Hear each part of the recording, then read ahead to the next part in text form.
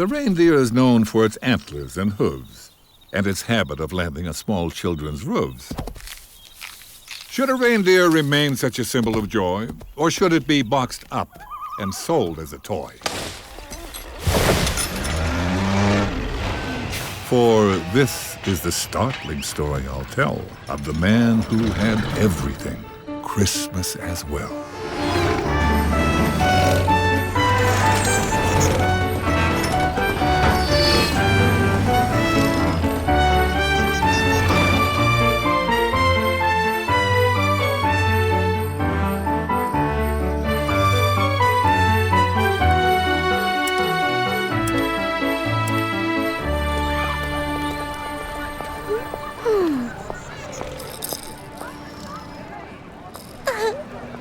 Now, some may be wise, well-tutored or witty, but this Christmas cracker has built a whole city.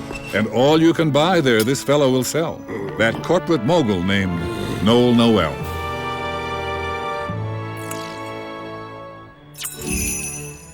Yes, this is the terrible tale that I'll tell of Titanic tycoon Noël Noël.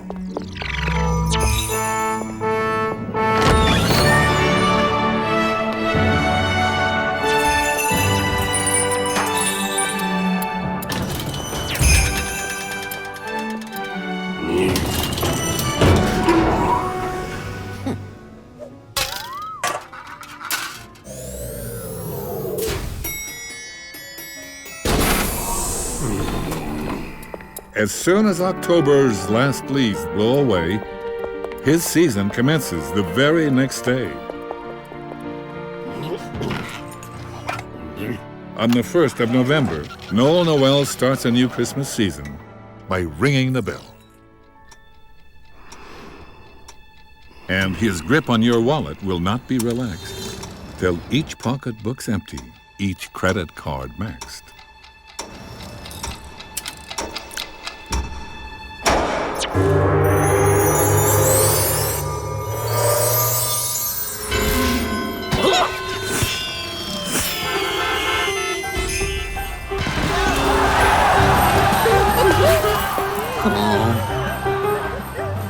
Now, down in the town lives the bold Murphy clan, and Noël Noël is a big Murphy fan.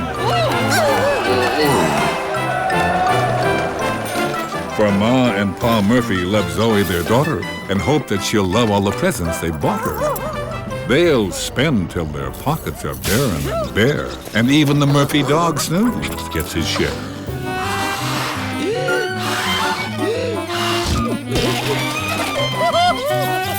And this year, old Noel has a marvelous plan to siphon the wages of this Murphy clan.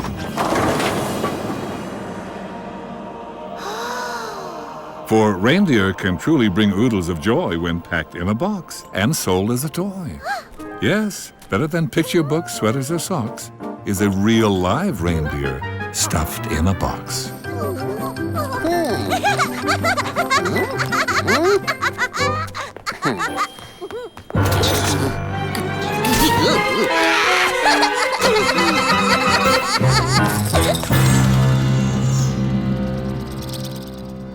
Despite his vast wealth, Noel would succumb to gloom and despair. Yes, Noel was glum, an affluent fellow who wallowed in dread with a purse full of gold, but a heart full of lead. And what was the cause of this wealthy man's woe but a dreadful mistake made a long time ago? Young Noel had a dream, and he bought a small shop by a ponderous pine on a hill at the top. And that's where he labored, constructing by hand the most marvelous toys ever seen in the land. Tow trucks and trains and airplanes, too, from wood held together with dowels and glue. And Noel would never look up from his work, and so never noticed a presence that lurked at the window, a face that was comely and fair. Yet Noël Noël remained unaware. Though Noel made wonderful toys in his shop, no customers came. The place was a flop. Although he stayed open on Fridays till 9, the locals were spooked by the ponderous pine. This business is bankrupt, cried Noel with a scowl. It's time to cut losses and toss in the towel.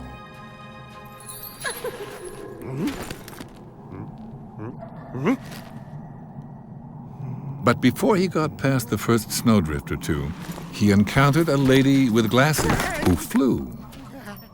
Bespectacled Beatrice. She was a fairy and beautiful too, if your taste is librarian. Fear not, don't whimper and whine. I'm a fairy and all will be fine. For many an elf, not to mention myself, do dwell in the ponderous pine.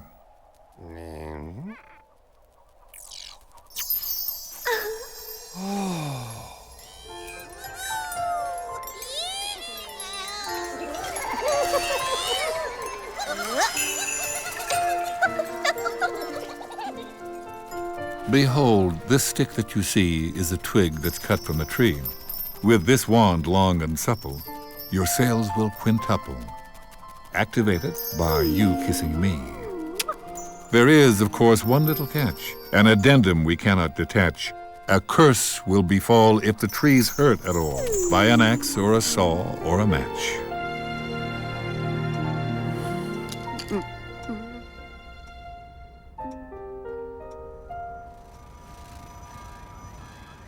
Back to the present. No more reminiscing. Check and recheck so that nothing is missing. 'Tis the night before Christmas. No musing, no naps. Just work yourself into a total collapse.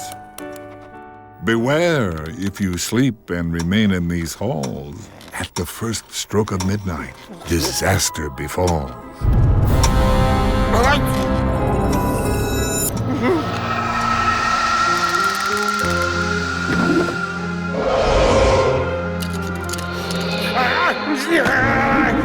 The man who owns Christmas cannot feel the joy that he once must have felt when he was a boy.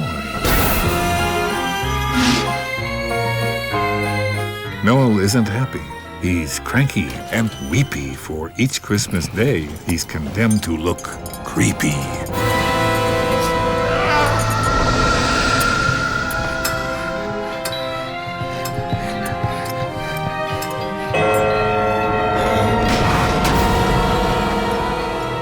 Also pursued, good gravy, gadzooks, by elves who for some reason turn into spooks. They're not paparazzi, and surely not fond of Noël Noël. They're after that wand.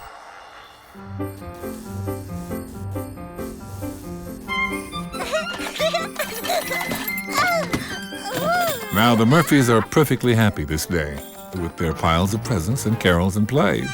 A time for a game, a story, a joke, at forgetting their woes, like the fact that they're broke.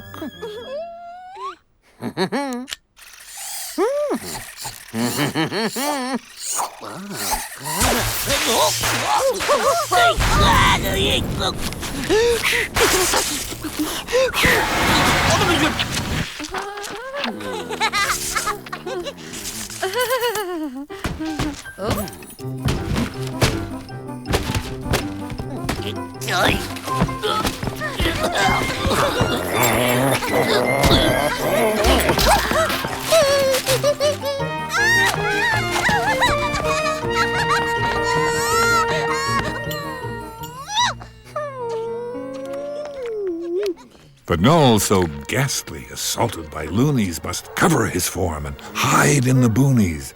And what, once again, was the cause of his woe? Once more, we'll return to that long time ago. When he pledged to the tree and smooched with the fairy, soon all the townspeople ceased to be wary. They flocked to the shop and took all he could sell, all the things he had made, and back orders as well.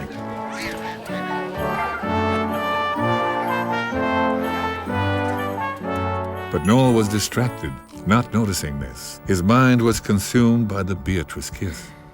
For Noel now felt a mysterious urge. Her kiss had been more than a corporate merger. Of giants and demons a man may be wary, but woe to the bloke who's been smote by a fairy. Noel in business was sharp and meticulous. In matters of love he was quite inarticulate. If his tongue remained tied, then words would not win her. What would work? Fancy wine, a sumptuous dinner? No, better than that. He'll win her heart with a gift, a Noelian work of fine art. Oh, a reindeer the size of a gerbil. So organic, so wholesome, so herbal. A gift is a start in expressing the heart, but a lady prefers something verbal. If something in you has awoken, a gift can be only a token. Let me give you some tips. Move your mouth, move your lips, for the words of the heart must be spoken.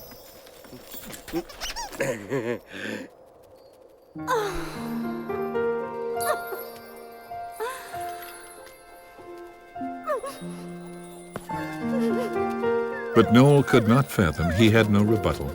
The concept expressed was too complex and subtle. What difference do words make? Who cares what is said when one can have diamonds and rubies instead? And Noel did wonder, yes, wonder and weep. She didn't like gifts that were handmade and cheap. But Noel had a notion, an inkling, a feeling that raising his profile would make him appealing. And what would appeal to both angel and witch? She'd love him if he became stinkingly rich. So Noel sought love through lucre and power, and grabbing a pencil made plans for a tower, ignoring the fact as he drew his design that this great Christmas castle precluded the pine.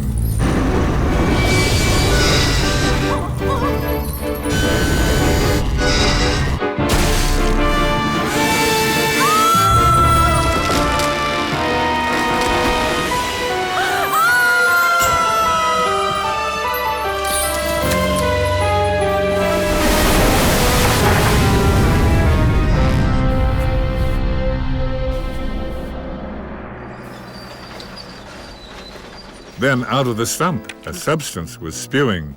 Could it be this was young Noel's undoing? It wasn't a virus. No, something much worse. Young Noel was hit by a conifer's curse.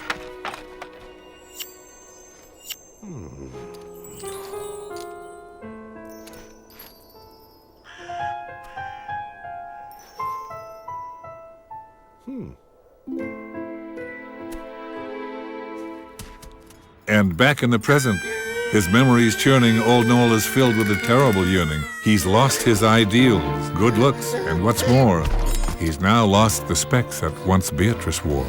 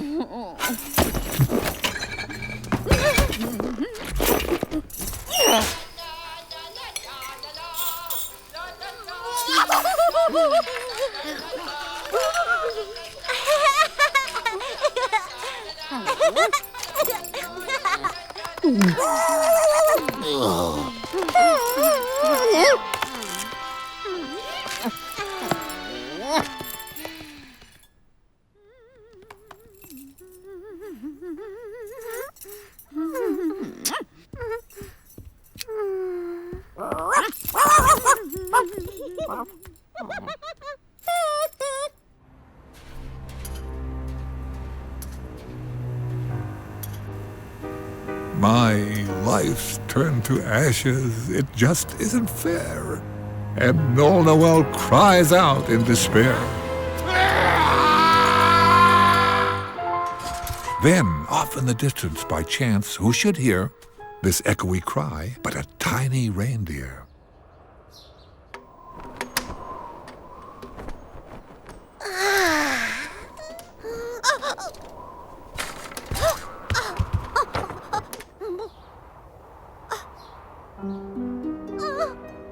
Poor little Zoey did splutter and moan. Her best present ever, the reindeer, had flown. Reindeer may come and reindeer may go, but not my reindeer, cries tough little Zoey.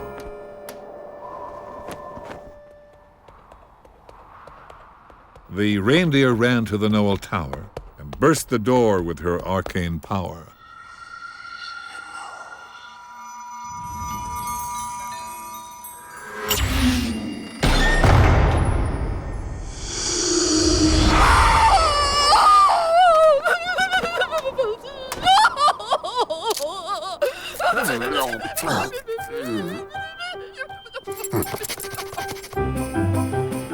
Though the weather's cold and snowy, undeterred is little Zoey. Nothing can head off the searching of this brave, determined urchin.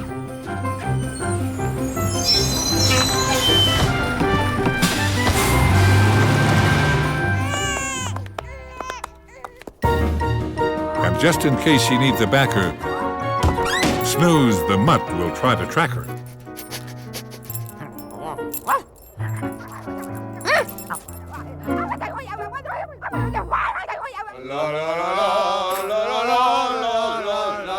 Yes, through the city young Zoey roams. This kid's a regular Sherlock Holmes.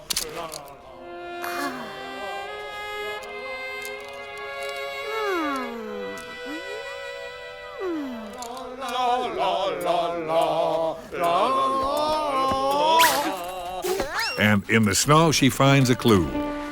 A pair of specs. And a monster, too.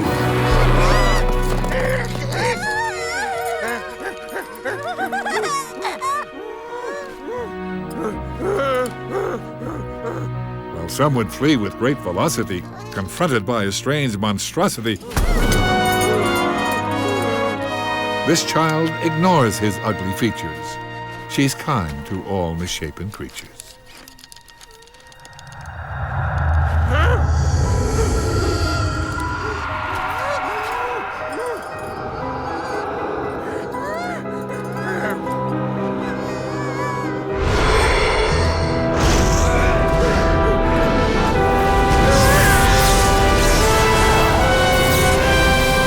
But before even Snooze can arrive to protect her, they're both whisked away by a vaporous specter.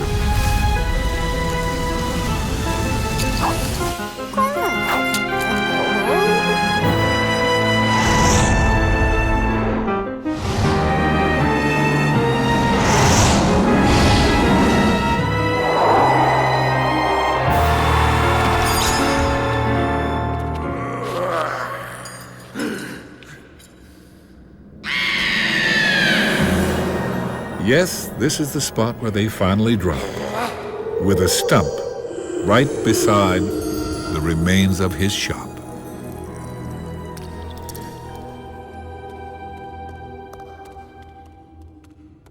Zoey thinks that she's found her pet playmate at last.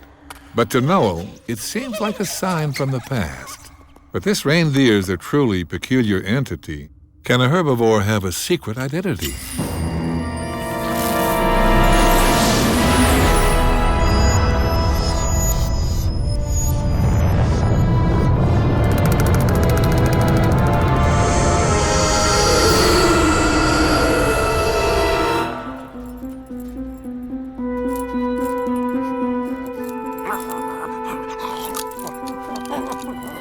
A fairy and toy maker both made a vow, a promise, an oath. By hacking and hewing, this tree is a ruin. You seem to have stunted its growth. Moreover, you've been such a chump. This tower is just a big dump. Now take the great wand of which you were fond and plunge it into the stump. Now, tell me, don't make me guess. Noel, it's time to confess. I hoped with vast riches I could afford great gifts for a lady I truly adored. Still I worship this lady, all others above, for a fairy called Beatrice I truly love.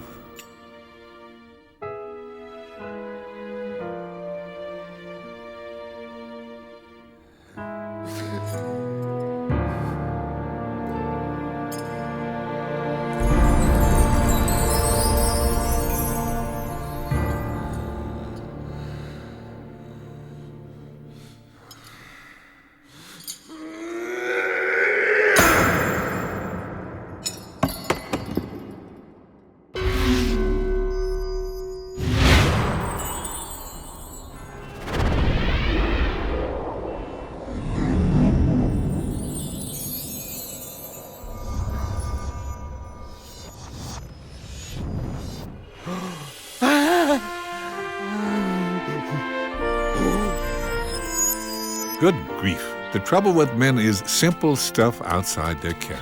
The thing to do next is give me the specs and repeat what you said once again.